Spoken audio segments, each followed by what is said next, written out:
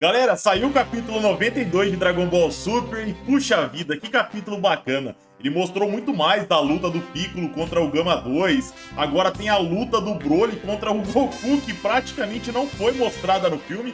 Então eu tô super animado, arrebentem esse like e venham comigo. O volume começava com o Gama 2 avançando até Piccolo. Lá o Namekuseidin olhava para o seu agressor, percebia o símbolo da Red Ribbon em seu ombro e dizia: "Eu me lembro desse símbolo quando eu era Deus. É a marca do exército da Red Ribbon." E aqui, galera, pra quem não se lembra, o Goku atacou a Red Ribbon antes do Piccolo nascer. Mas na época, Kami-sama e Piccolo Daimao já existiam. Mas o Namekuseidin, filho do Daimao, só veio a nascer mais para frente. E eventualmente ele se fundiu com o Kami-sama. Mas ele tem as memórias do antigo deus da Terra. Dito isso, vamos continuar.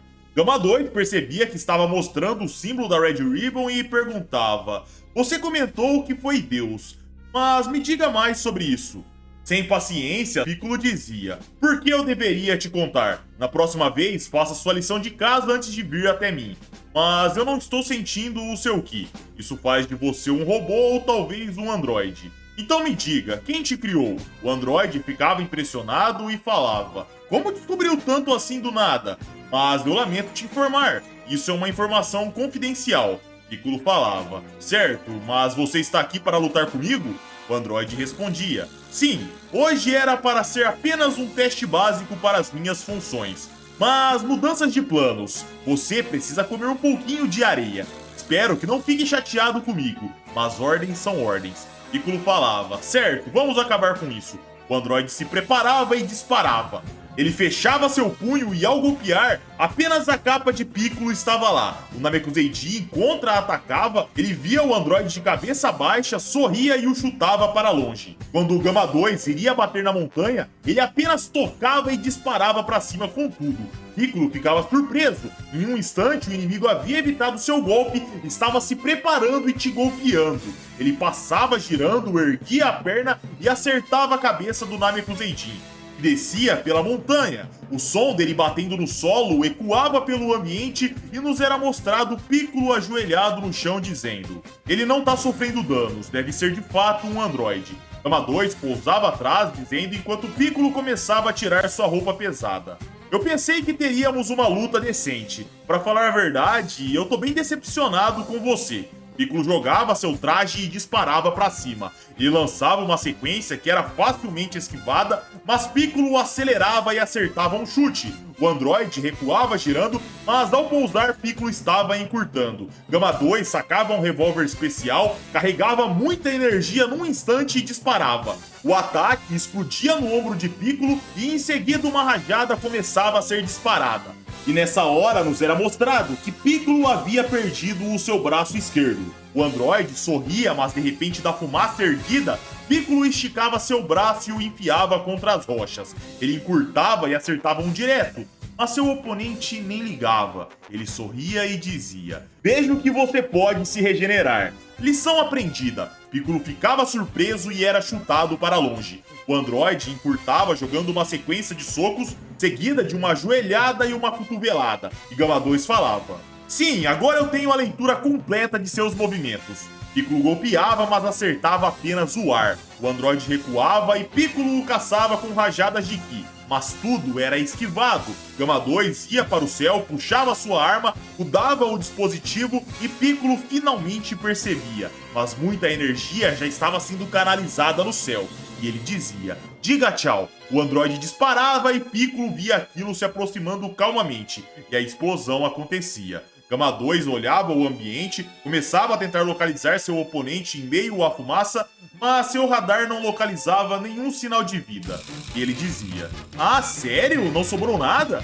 Que pena, eu queria te ver morto." Ele disparava e nos era mostrado Piccolo vendo tudo de cima e dizendo: "Eu não posso deixar esse cara voando livremente por aí." A cena ia para o androide voando e atrás dele Piccolo ficando fora do seu radar e dizendo: "Estamos fazendo uma boa viagem. Para onde esse cara tá indo?" Eles chegavam num caminho de montanhas e quando saíam, uma bela paisagem os aguardava. Em uma montanha com o símbolo da Red Ribbon havia uma entrada. De longe, Piccolo perguntava que lugar era aquele que ele via seu inimigo pousando e soldados com trajes de combate o cumprimentavam. Outros davam boas-vindas e nos era mostrado Piccolo chegando logo atrás de um soldado e o capturando. Em seguida, o deixando no lixo e vestindo o seu traje.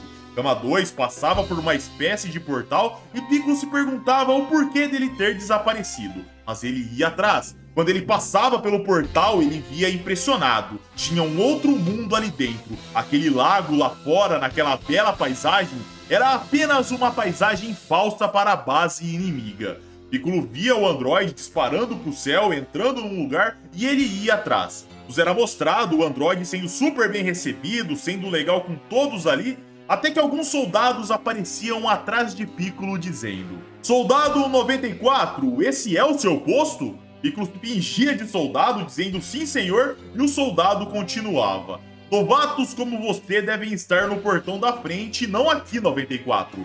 Piccolo dizia: "Bem, a verdade é que eu estava esperando uma chance de ficar na guarda da câmara interna." Um outro soldado, muito gentil, aparecia, como se já conhecesse o 94 e dizia: "Ei, por que não damos uma chance a ele? Eu tenho o seu lugar coberto aqui, então não se preocupe. Entre lá e aprenda uma ou duas novas coisas." Piccolo agradecia e o outro soldado, mais rígido, dizia que ele queria fazer corpo mole no trabalho.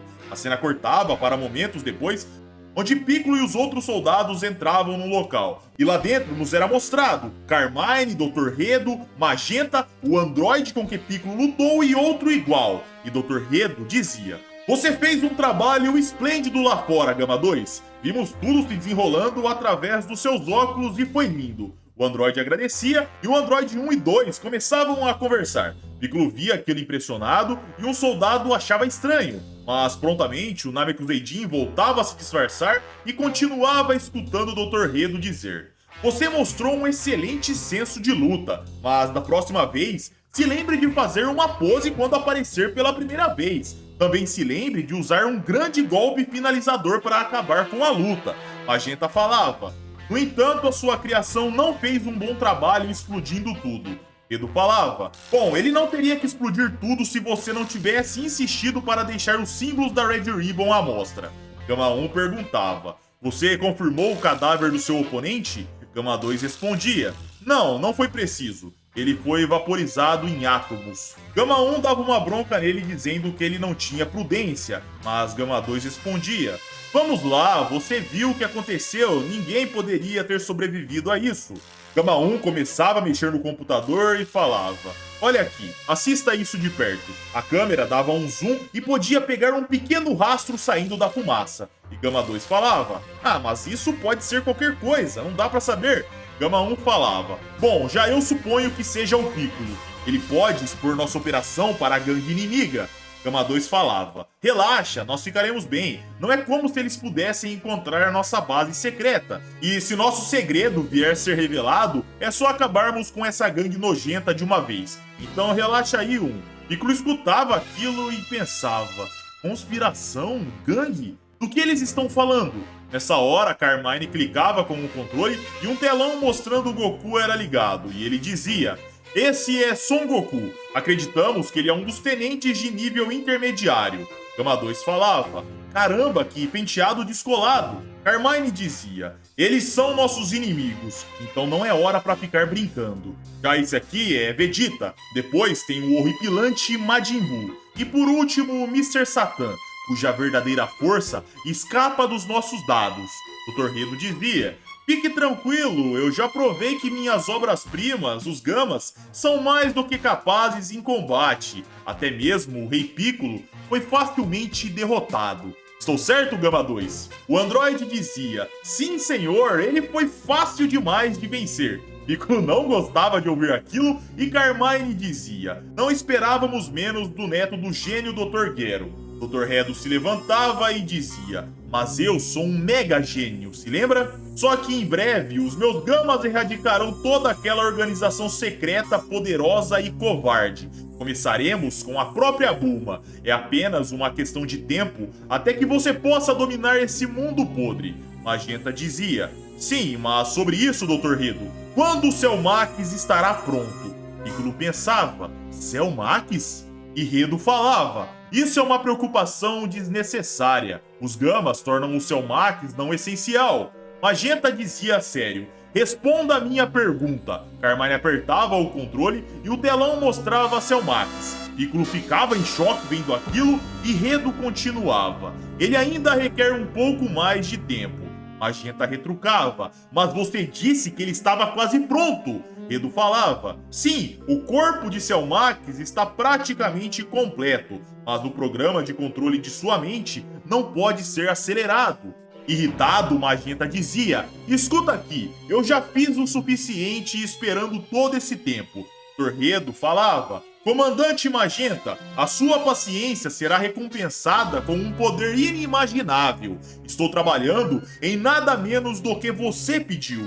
Magenta falava: é que parece que você não gosta muito do Cell Max. Talvez você já tivesse terminado ele se não fosse tão obcecado por esses seus Gamas. Dr. Redo respondia: admito que eu não gosto de usar os planos do Dr. Gero como um projeto, mas eu garanto que eu não estou enrolando. Cell é um tipo de androide que requer um gotejamento lento para suas células especiais crescerem de forma correta. Então é natural que esse processo leve tempo.